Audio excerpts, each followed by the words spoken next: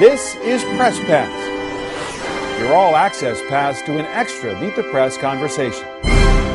This week on Press Pass, 100 years since the inauguration of Woodrow Wilson as the nation's 28th president, looking at how his legacy prevails today and the striking parallels between him and our current president. Author A. Scott Berg is out with a much-anticipated new biography of the influential president. It's called Wilson, and Scott Berg joins me now. It's a pleasure to have you. Pleasure. Why Wilson? You've written about some amazing figures, including Lindbergh, and I have my copy right here. Why President Wilson? Woodrow Wilson has long interested me, ever since I was a teenage boy, actually. I read about him and kind of fell in love, I think, with his tragic idealism. But as I got older and was considering a new subject, I thought he might just be the most significant figure of the 20th century. I think in many ways he designed not just the map of the world, but the map of the United States and where we have gone for the last 100 years. All right, well, let's unpack a little bit about that. First, the part about redesigning the United States. Well, I think, bit by bit, let's start with the fact that he had the most meteoric rise in American history, going from the obscurity of being a college professor in 1910 to becoming elected president of the United States in 1912. In so doing, he arrived with the most ambitious, progressive agenda the nation had ever seen, and he got it passed, which was quite stunning.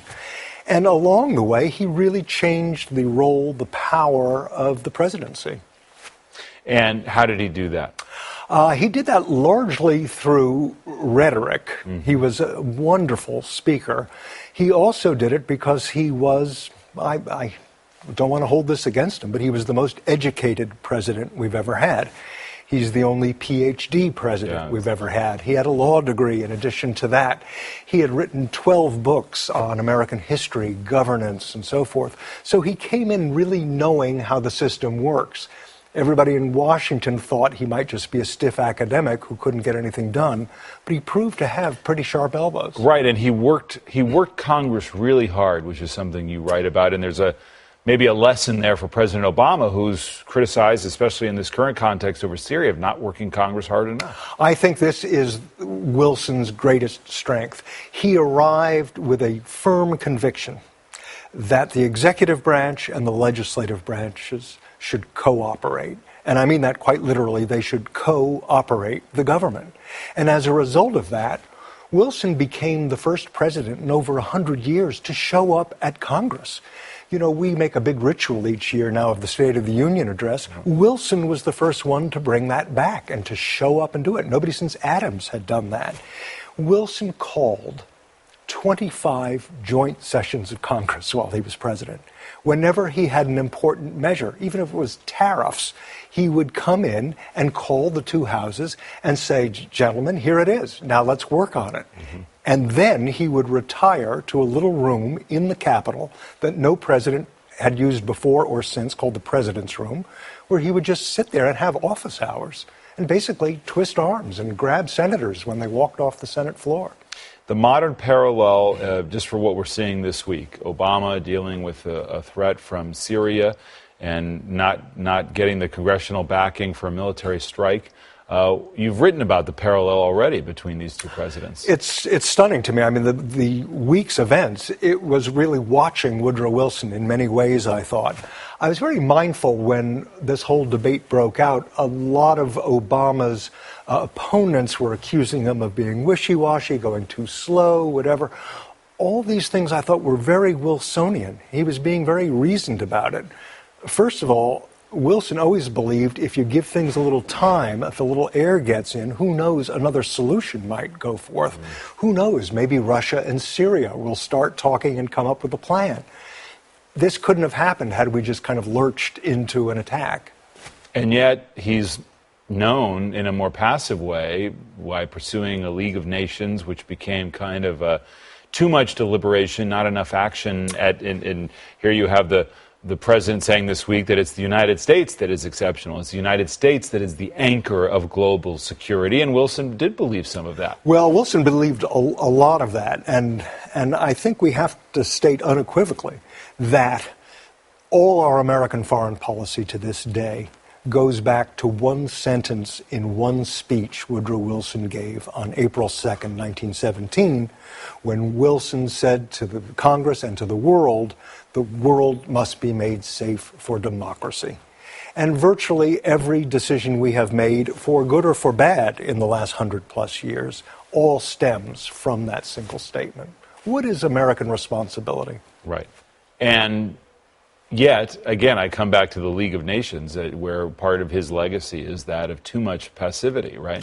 Well, yes and no. I mean, the League of Nations didn't get passed, and that was the great tragedy in Wilson's life. It was a huge fight with a Republican Senate and who had to ratify this treaty with Wilson's 14 points. Take us back to that time and what he was advocating for. Yes, it was quite interesting. I mean, Wilson kept us out of World War I for several years, finally nudged the country into going to the war when he realized there's a moral component to all this, and there should be to our foreign policy. And he devised 14 points. The 14th of which was the creation of a League of Nations, a kind of world parliament where every country could gather before a war broke out. As soon as there was the first sign of a skirmish, you'd bring it to the table. You'd bring it to this King Arthur's round table and discuss it. And if, in fact, there wasn't a proper diplomatic solution, there would be collective security. There would be an army put together by all these countries that would fight for what the League believed in. Now, the Senate has to ratify treaties. The Senate did not ratify this treaty. So Wilson really spent his last healthy breaths traveling around the country, trying to sell the United States on this visionary league. This was not a presidency that was conceived in a way that it became known for, because he didn't anticipate World War I breaking out and the United States coming in. He did not. When Wilson got elected office, he said it would be a great irony of fate if I had to deal with foreign affairs. I mean, he knew virtually nothing of foreign affairs. But he knew a lot about America. He knew a lot about what he thought America should stand for. And he had a very deep sense of morality. And this is both his strength and his weakness, is his imposition of his will, his morality, his view of the world on the rest of the world. Sometimes it was very unsuccessful, as in Mexico, Nicaragua, Haiti, where we ended up having troops for decades. So that's the very downside of American intervention. And the book begins to suggest, I think you'll see, that there are no such things as short interventions. You're pregnant or you're not. You're in or you're out. And this is something, you write about this in your biography of Lindbergh. I mean, he is arguably among the most famous isolationists before World War II. We dealt with that in World War I. We're dealing with it now. I mean, it's striking to me that right now in our politics, as somebody pointed out to me yesterday, you've got Democrats who are making an argument that that America's credibility, its protection against chemical weapons, its prestige is on the line, and Republicans who are battling their own isolationist streak right now about intervention in the wrong place in the wrong way that could only help someone or a side that would be against us. I think you've hit it exactly. And this is there's no firm line in this. Every case has to be examined, and it's always a fluid situation. But these are the questions that are asked daily today, but they were asked for the first time, really, in 1919. And how do we deal with all this? And especially, Wilson had this growing belief that a country that had become so mighty as the United States had after the First World War, the first great modern superpower, does great responsibility go with that as well? And that was the very issue President Obama was discussing, I thought, the other night. But it's interesting, has great responsibility ever been what has swayed the United States to intervene? I mean, you can talk about World War I. I think about World War II in Pearl Harbor. Certainly Vietnam was about in the context of the Cold War, trying to control the external events of countries in this proxy war. How was that debate going into World War I different? Well, in World War I, we were not attacked. We were an isolationist nation, thousands of miles away, protected by an ocean on either side. There was, quote, no good reason for us to go into World War I, as France, Germany, Britain, Russia were fighting fights they had been fighting for centuries. So the question Wilson was asking was, is there some other responsibility here now? There were a few American lives, a few hundred in the end, that were lost because the Germans were torpedoing ships, neutral ships. But finally the Germans were saying, now we're going after neutral ships. Not even Americans are safe anymore. So you go at your own risk if you get on a ship today. And Wilson decided that just was intolerable, and these autocracies, they must fall, you know. I'm curious about how you work and how you choose. I've been interested to see that there's such an appetite for political biography, and certainly when it comes to the founding fathers. Yeah. But we've seen, recently Coolidge, a book about Coolidge, do well. Yeah. So lesser known presidents, and perhaps we put Wilson into that.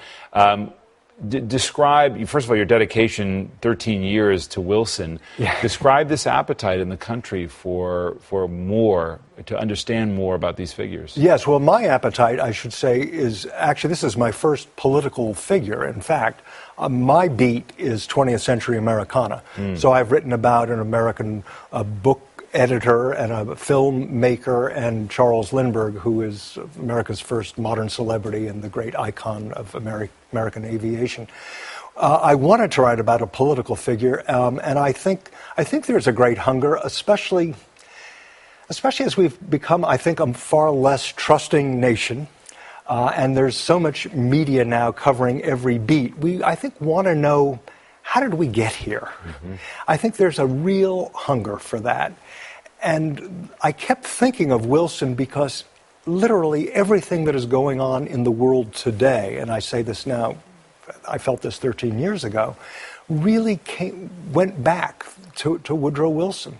Whether it was women's rights or the role of race in this country or the rise and fall of communism, our foreign policy, the Federal Reserve System, all these things begin with Woodrow Wilson.